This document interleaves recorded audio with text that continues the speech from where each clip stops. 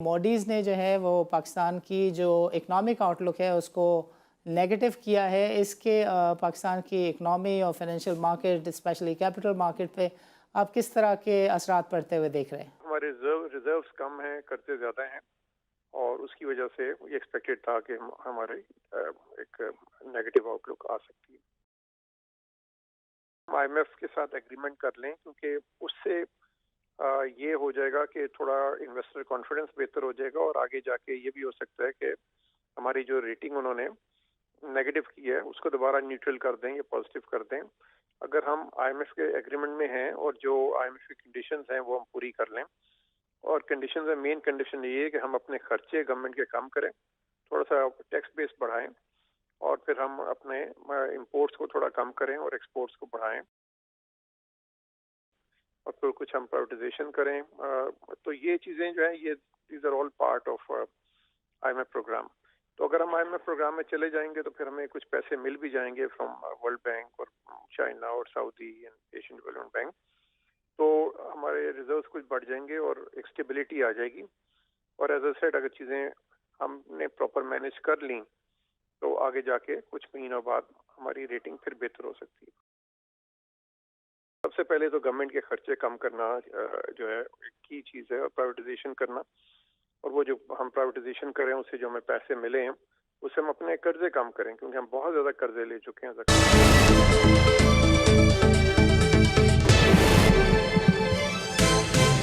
Moody's نے جو ہے وہ پاکستان کی جو اکنامک آؤٹ لک ہے اس کو نیگیٹو کیا ہے۔ اس کے پاکستان کی اکنامی اور financial market specially capital market پہ آپ کس طرح کے اثرات پڑتے ہوئے دیکھ رہے ہیں؟ یہ دیکھیں یہ ایکسپیکٹڈ تھا، کیونکہ اب دیکھیں ہم نے بہت زیادہ قرضے لے لیے ایک ملک کے طور پہ، اور ہمارے قرضے پچھلے کافی سالوں سے لگاتار بڑھتے جا رہے ہیں، اور اب اس کے اوپر جو ہمیں ڈیٹ سروسنگ کرنی ہے، جو قرضوں کی قسط دینی ہے وہ بھی بڑھتی جا رہی ہے، روپی میں بھی بڑھتی جا رہی ہے اور ڈالرز میں بڑھتی جا رہی ہے۔ رائٹ۔ تو ایک تو وہ ہے، پھر دوسرا ہمارے ایکسپورٹس جو ہیں وہ کم ہیں اور ہماری امپورٹس زیادہ ہیں، اور ہم نے اس پہ کچھ انفارچونیٹلی کیا نہیں۔ پچھلے سال پہلے ہمارے ریزروز کو 20 ارب ڈالر کے قریب تھے، اب 10 ارب رہ گئے ہیں، کیونکہ ہماری امپورٹ زیادہ رہی ہے، ایکسپورٹ کم رہی ہے، تو ہمیں اس کو فائنانس کرنا پڑتا۔ ہمیں چاہیے تھا کہ آج سے سال پہلے ہی حالات کو دیکھتے ہوئے کچھ امپورٹ ڈیوٹیز لگا دیتے، کچھ امپورٹس کو بین کر دیتے، اور کچھ ہم کرنسی کو اس ٹائم پہ ڈی ویلیو کر دیتے تاکہ ہماری امپورٹس کم ہو جاتی۔ اب ہم نے وہ اسٹیپ ٹائملی نہیں لیا، اور اس میں ہمارے 8 بلین ڈالرز کے ریزروز نکل گئے ہیں۔ تو اب ہمارے ریزروز کم ہیں، قرضے زیادہ ہیں، اور اس کی وجہ سے یہ ایکسپیکٹڈ تھا کہ ہمارے ایک نیگیٹو آؤٹ لک آ سکتی ہے۔ اچھا، تو ڈاکٹر صاحب یہ جو پاکستان کی انٹرنل سچویشن ہے اس پہ اس کے کس طرح کے اثرات مرتب ہوں گے؟ یو تھنک کہ کوئی کرائسس لائک سچویشن آ سکتی ہے فائنینشیل مارکیٹس میں؟ Economic instability is on the cards, but apart from that what else you think? دیکھیں ابھی امپورٹنٹ سب سے چیز یہ ہے کہ ہم آئی ایم ایف کے ساتھ ایگریمنٹ کر لیں، کیونکہ اس سے یہ ہو جائے گا کہ تھوڑا انویسٹر کانفیڈنس بہتر ہو جائے گا، اور آگے جا کے یہ بھی ہو سکتا ہے کہ ہماری جو ریٹنگ انہوں نے نیگیٹو کی ہے اس کو دوبارہ نیوٹرل کر دیں یا پازیٹیو کر دیں۔ اگر ہم آئی ایم ایف کے ایگریمنٹ میں ہیں اور جو آئی ایم ایف کی کنڈیشنز ہیں وہ ہم پوری کر لیں، اور کنڈیشنز میں مین کنڈیشن یہ ہے کہ ہم اپنے خرچے گورنمنٹ کے کم کریں، تھوڑا سا ٹیکس بیس بڑھائیں، اور پھر ہم اپنے امپورٹس کو تھوڑا کم کریں اور ایکسپورٹس کو بڑھائیں، اور پھر کچھ ہم پرائیویٹائزیشن کریں۔ تو یہ چیزیں جو ہیں یہ these are all part of I M F programme. تو اگر ہم آئی ایم ایف پروگرام میں چلے جائیں گے تو پھر ہمیں کچھ پیسے مل بھی جائیں گے فرام ورلڈ بینک اور چائنا اور سعودی اینڈ ایشین ڈیولپمنٹ بینک، تو ہمارے ریزروز کچھ بڑھ جائیں گے اور ایک اسٹیبلٹی آ جائے گی۔ اور ایز اے سیڈ اگر چیزیں ہم نے پراپر مینیج کر لیں تو آگے جا کے کچھ مہینوں بعد ہماری ریٹنگ پھر بہتر ہو سکتی ہے۔ انڈرسٹوڈ۔ اچھا ڈاکٹر صاحب، now there is a trend کہ ایکویٹی سے جو میوچل فنڈ کا یونٹ ہولڈر ہے وہ اب فکسڈ انکم منی مارکیٹ کی طرف موو ہو رہا ہے، اور اب کچھ اس طرح کی بھی خبریں ہیں کہ جو پالیسی ریٹ ہے، انٹرسٹ ریٹ ہے، اس میں فردر جو ہے وہ اضافہ ایکسپیکٹ کیا جا رہا ہے۔ So if you were to advise to a common man on the street, what would you advise during this specific tough time period? देखिए इंटरेस्ट रेट तो बढ़े हैं, उसकी वजह से जो रिटर्न दे रहे हैं बैंक्स दे रहे हैं या मनी मार्केट फंड्स दे रहे हैं या गवर्नमेंट सिक्योरिटीज दे रही हैं, वो बेहतर हो गया। तो वो एक अट्रैक्शन है कि हम स्टॉक मार्केट का रिस्क क्यों लें। Right. दूसरी साइड पे स्टॉक मार्केट क्योंकि गिरी है पिछले 5 साल में, तो वो भी काफी अट्रैक्टिव हो गई। अगर आप देखें अर्निंग यील्ड जो है स्टॉक मार्केट की, वो इस टाइम 23% हो गई, जो कि हिस्टोरिकल हाई है। Right. शायद इतना पिछले मेरे ख्याल 1998 में लास्ट जो है वो अर्निंग यील्ड इतनी बड़ी थी। Right.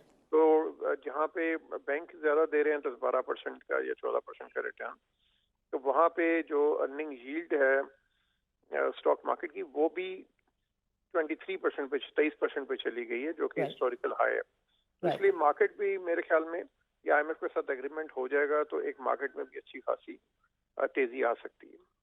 But to a common man, you would say कि मार्केट की तरफ भी देखें या वो अभी सेफ रहें और थोड़ा डिफेंसिव रहें? देखिए ज्यादा अपना 70% पैसा तो सेफ में रखना चाहिए, मगर 30% के करीब आप रख सकते हैं स्टॉक्स में, ताकि जो एक अगर ग्रोथ आती है, एक अच्छा अपसाइड आता है, क्योंकि स्टॉक मार्केट अच्छे साल में आपको 30-40% का रिटर्न भी हिस्टोरिकली देती रही है, इससे ज्यादा भी देती रही। तो कुछ पैसा आप अपना जो भी आपके अपना रिस्क के हिसाब से देख लें, 10%, 20%, 30% कुछ हिसाब स्टॉक मार्केट में होना चाहिए और बाकी जो है वो सेफ इन्वेस्टमेंट में होना चाहिए। अच्छा डॉक्टर साहब, बहुत सारे लोग कह रहे हैं कि ये जो डॉलर है ये गॉड फॉरबिड 225 तक जा सकता है और गवर्नमेंट के ऊपर एक इमीडिएट कॉल है कि पेट्रोल की जो प्राइसेस है उसमें फर्दर कोई 10 से 12 रुपए की हाइक की जाए, और because of this if all this happens तो a number of people think कि शायद PIBs जो हैं वो 16.5% के आसपास के भी अवेलेबल हो जाएं। सो डू यू थिंक कि इतनी ग्रिम सिचुएशन हो सकती है? ऑल्दो इन 1997 में हमने 20% तक का भी जो है वो पॉलिसी रेट देख लिया, बट अभी आपको लगता है कि इतनी चैलेंजिंग सिचुएशन है? कि जब बिजली बढ़ रही है, पेट्रोल बढ़ रही है और पेट्रोल बढ़ रहा है और नए टैक्स लग रहे हैं बजट में, तो उससे इन्फ्लेशन बढ़ेगी, मेरे ख्याल में 1-2% बढ़ सकती है और फिर डिस्काउंट रेट भी यहाँ से आधा 1% फर्दर ऊपर जा सकता है। उससे ज्यादा मैं भी एक्सपेक्ट नहीं कर रहा, मगर डिस्काउंट रेट 1% बढ़ सकता है और इन्फ्लेशन भी 1 से 2% बढ़ सकती है अगले 3-4 महीने में, क्योंकि अब ऑब्वियसली जब आप पेट्रोल बिजली और हर चीज बढ़ती है तो फिर इन्फ्लेशन तो महंगाई तो बढ़ेगी, वो तो एक बेसिक कैरेक्टरिस्टिक्स है। ओके डॉक्टर साहब, one last point that is regarding the auto sector. हमने किया मोटर्स और बाकी दूसरे मोटर्स को भी देखा कि वो अब बुकिंग नहीं कर रहे। आज मैंने टोयोटा इंडस में भी बात की एंड दे आल्सो सेड कि अभी दे इवन डोंट नो कि ये बैन कब तक रहेगा और बुकिंग कब खुलेगी। So it is just because of the currency situation और it is because of the import ban? दोनों वजूहत ही हैं, क्योंकि करेंसी रिस्क भी है और इम्पोर्ट बैन भी है।